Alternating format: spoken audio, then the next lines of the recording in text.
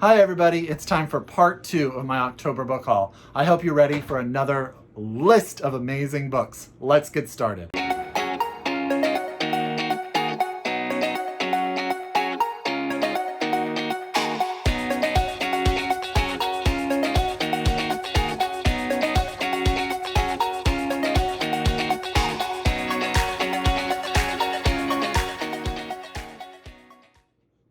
Hi everybody and welcome back to my channel. It's Russell with Ink and Paper Blog. How are you doing today? I have a special guest. Let's see if she'll come up and say hi.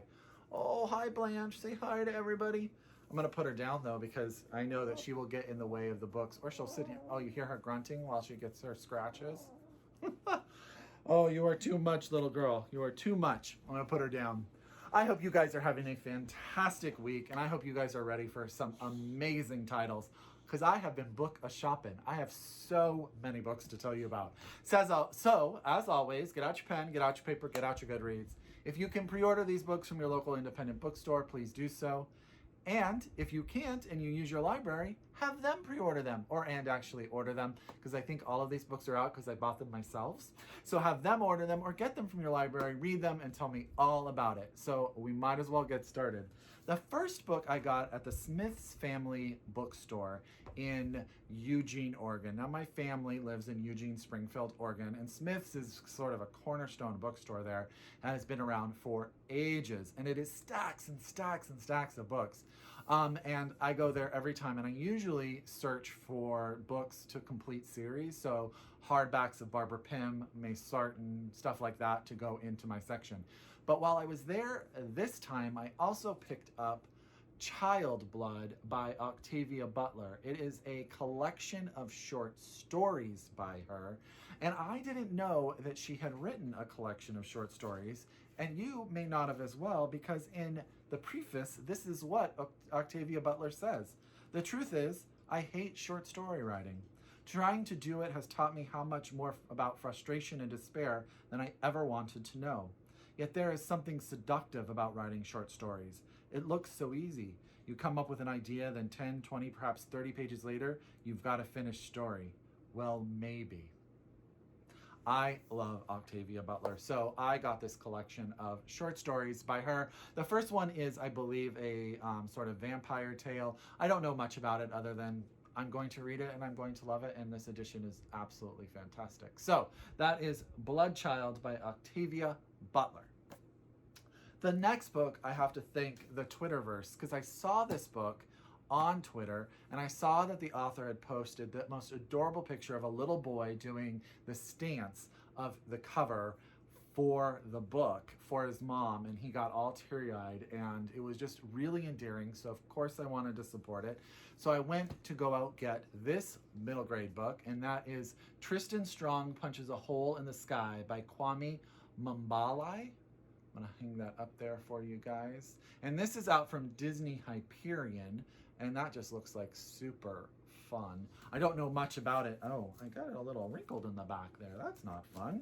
So let's see what it's about. 7th grader Tristan Strong feels anything but strong ever since he failed to save his best friend when they were in a bus accident together. All he has left of Eddie is a journal his friends wrote stories in. Tristan is dreading the month he's going to be spending at his grandparents' farm in Alabama, where he's being sent to heal from the tragedy. On his first night there, a sticky creature shows up in his bedroom and steals Eddie's journal. Tristan chases it. Is that a doll? Through the forest, and a tug-of-war ensues by his grandmother's mysterious and off-limits bottle tree. In a last attempt to wrestle the journal out of the creature's hand, Tristan punches the tree, accidentally ripping a hole in the sky above Midpath, a volatile place with a burning sea, haunted bone ships, and iron monsters that are hunting the inhabitants of this strange world. Tristan finds himself in the middle of a battle that has left Black American gods John Henry and Bear Rabbit exhausted. In order to get back home, Tristan and these new allies will need to entice the god Tha-Nehisi, the Weaver, to come out of hiding and seal the hole in the sky. But bartering with the trickster Tha-Nehisi always comes at a price. Can Tristan save the world before he loses more of the things he loves? That sounds so good. So that is Tristan Strong Punches a Hole in the Sky by Kwame Mbalia. and I'm saying that wrong, I know, I apologize, out from Disney Hyperion and out now. And if you get a chance on Twitter just to see the story about him at the book event where the little boy is doing this dance, it is absolutely endearing. The next book I picked up is The Butterfly Girl by Rene Denfeld. You guys know I'm a huge Rene Denfeld fan. The Butterfly Girl is a continuation of the story of Naomi, who was the main character in her last novel, The Child Finder. In that book, we learned that Naomi was escaped being sort of self-imprisoned by some man. We don't know a whole lot about it, but in escaping, lost her sister. So this is the book of her hunt for her sister. She has been hunting for her sister, who she knows very little about, and she is trying to hunt her down. Now, that's all I need because I love Rene Denfeld. This cover is also actually gorgeous. And this is out now. So that's The Butterfly Girl by Rene Denfeld. I would probably recommend reading The Child Finder first, just so you guys can get introduced to Naomi, what she does. She is sort of a private investigator who searches for children who have been missing that people have really given up on. And she tends to, usually in some way or form, find them. And so that is, again, The Butterfly Girl by Rene Denfeld. Another book that probably doesn't need a lot of discussion, because when Oprah picks a book for Oprah Book Club, it's definitely talked about. But I have been talking about it a number of times on my channel, and that is The Water Dancer by Ta-Nehisi Coates. This is out now. That cover just turned out to be fantastic when they finalized it. It's just so beautiful. And the cover's got like this texture to it that is just I could just sit here and rub this cover. This is the story of a young boy. His name is Herman Walker. He watches his mother pass away, and when she does that, he somehow gets some sort of magical gift. And he decides he is going to flee his plantation, and as he does that, his gift sort of comes into full fruition.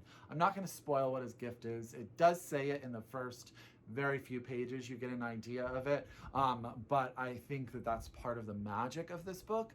And I only have read about, I want to say about 60-70 pages of this, and Ta-Nehisi Coates can write like, oh my gosh, you guys, he is a brilliant writer. And I often say things like, when you're doing a slave narrative, a book or a novel that has had a lot of really amazing books come out, you do something different and unique, and it adds a power to the sort of the canon of that genre. And he certainly has done that with this book. So that's The Water Dancer by Ta-Nehisi Coates, and that is out now. And yeah, I can just sit here and do this cover all day long. This next book I picked up. So sometimes when I go book shopping, I specifically am on the hunt for a book I have never heard of, that has never crossed my radar, which you guys know for me is slightly difficult because I read a lot about books. I'm always on Twitter. I get Publishers Weekly. I'm always trying to find things. Some things slip by, and I'm so excited when I see a book, and I'm excited about a book that I've never heard of. And that is how I got my hands on The Liar by Ayelet Gundar-Goshen. And this is translated from the Hebrew by Sandra Silverstein. And I had never heard of her as a writer, but this book sounds fantastic. Nofar is an average teenage girl, so average in fact that she's almost invisible. Serving customers ice cream all summer long, she is desperate to find some kind of escape. One afternoon, a terrible lie slips from her tongue, and suddenly everybody wants to talk to her. The press, her schoolmates, and even the boy upstairs. He is the only one who knows the truth, and he is demanding a price for her silence. Then Nofar meets Raymond, an elderly woman whose best friend has just died. Raymond keeps her friend alive in the only way she knows how, by inhabiting her stories. But soon Raymond's lies take on a life of their own. So you guys know how I love a book with an older female protagonist. I love this idea of a lie getting away from a young person and how that's sort of the implications of all of that. I also am fascinated about this idea of this person trying to keep her best friend alive through stories, and the lies that she creates in that metaphor coming back to affect her in the memory of her friend. So again, that's The Liar, and this is by Ayelet Gundar-Goshen, again translated from the Hebrew by Sandra Silverstein. There's no E at the end. I just think that's great. And that cover is just like simplistically perfect, isn't it? Okay, the next book is a nonfiction. Actually, the next couple are nonfictions, and I picked this one up. This is The Yellow House by Sarah M. Broom. This is shortlisted for the National Book Award for nonfiction. This is a memoir that Sarah M. Broom has written about her family and the house they live in Louisiana. I don't know much more about it than that, and I don't want to, because I want to really dive into her life and her family using her words to tell me her story. But everyone I know that has read this book has raved about it. And I mean raved about it. And it is blurbed on the back by Kiese Lehman, who you guys know. He's kind of a go-to for me. But I've heard that this book is absolutely fantastic. And I think it starts in the early 1960s in Louisiana and moves forward in time. So you're going to get to see the different sort of time periods and the effects that not only the family has, but also sort of the different environmental effects that come to affect this family in this house. So that's The Yellow House by Sarah M. Broom, and this is out now from Grove. So there you go. The next one I talked to you guys about in my 5 memoirs, and actually that one was in my 5 memoir video too, if you happen to check that one out. And that is the collection of essays Trick Mirror by Gia Tolentino, Reflections on Self-Delusion, and I'm just going to hold you up. I heard her speak on the podcast Keep It, and she was brilliant and funny and so engaging, and I just was like, I have to have her book because I want to read everything that she has written. And I will tell you, the essay that she talked about on the podcast that really made me go to buy the book is a dissection she does of the literary heroine. And the way it breaks it down in here, it says, the literary heroine's journey from brave to blank to bitter. So the brave young girl, the blank housewife, to the bitter old sort of spinster or bitter old widow that sort of follows through canonical literature, this idea of the literary heroine. She sort of dives into that and why those are the examples of women in literature that have held on through time. So I was fascinated by that idea, so I had to go get this book, and everything else sounds amazing. And that is Trick Mirror by Gia Tolentino, Reflections on Self-Delusion. And I really like the mirror aspect of this, actually. It looks so cool. Last but not least are 2 books that I got in my Book of the Month Club, which I am super, super grateful that I am a member of because it introduces me to so many fun and different books. The first one I got mainly as just a cover buy, and I don't know a ton about it, and I was sort of in a fantasy kick at the time, and that is Fate of the Fallen by Kade. I don't know anything about this book, other than she lives in Texas, and I was like, you know what, I'm going to pick it up. So let's see. Not all stories have happy endings. Well, if that ain't the truth, and if it doesn't have a happy ending, I'm probably going to love it. Everyone loves Mathis. Naturally, when he discovers its destiny to save the world, he dives in headfirst, pulling his best friend, Oslo, along for the ride. However, saving the world isn't as easy as it sounds in the stories. The going gets rough, and folks start to believe that their best chance to survival is the surrender to the forces of evil, which isn't how the prophecy goes, at all. As a list of allies grow thin and the friends find themselves staring death in the face, they must decide how to become the heroes they are destined to be, or failing that, how to survive. So I'm going to hold that up there. I just thought that sounded fun and interesting, and every once in a while I just want to dive into a fantasy novel. So, For Men to Rise, Heroes Must Fall, Fate of the Fallen. I believe when I read about this in on the website. So how Book of the Month Club, not sponsored by the way, works is at the beginning of the month you get a list of 5 books to choose from, and someone who has picked it for the month sort of blurbs it. And what I think they said about this book is what happens when the hero doesn't win. And I thought that was a fascinating conceit. So Fate of the Fallen, Kade, there you go. Last but not least is one of my most anticipated books of all of the fall of 2019, and that is Nothing to See Here by Kevin Wilson. Now, I got this from Book of the Month Club because I actually met Kevin Wilson at Book Expo America, and he signed my ARC edition, my early edition. So I have both of them now, and I can read them and I can hold on to them forever. Now, Kevin Wilson wrote The Family Thing, which I absolutely loved. and I was so excited to hear that he had a new book coming out. And this is Lillian and Madison were unlikely roommates and yet inseparable friends at their boarding school. But then Lillian had to leave the school unexpectedly in the wake of a scandal, and they've barely spoken since.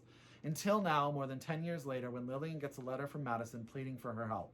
Madison's twin stepkids are moving in with her family, and she wants Lillian to be their caretaker. However, there's a catch. The twins spontaneously combust when they get agitated. Flames igniting their skin into a startling but beautiful way, Lillian is convinced Madison is pulling her leg. But it's the truth. And funnily enough, when they gave out this book at Book Expo America, they gave it with cinnamon gummy bears, sort of like that hot, spicy flavor. I thought that was just absolutely brilliant. So that is Nothing to See Here by Kevin Wilson. This actually comes out in November. So this was an early release. That's another fun thing about Book of the Month Club. They'll have books that you can get early. So that's super exciting. And yeah, I love Kevin Wilson, so I'm super excited about that.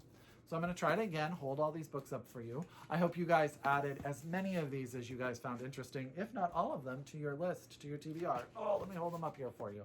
That's quite a stack. And just to be honest, I have been shopping since I bought this stack. I have. So, as always, if you are a return subscriber to my channel, thank you so very, very much. If you are new to my channel and this is your first video, I hope you like what you see, you subscribe, and you come back for more. As always, I wish you happy reading and encourage you to shop locally, read globally, and until next time, bye!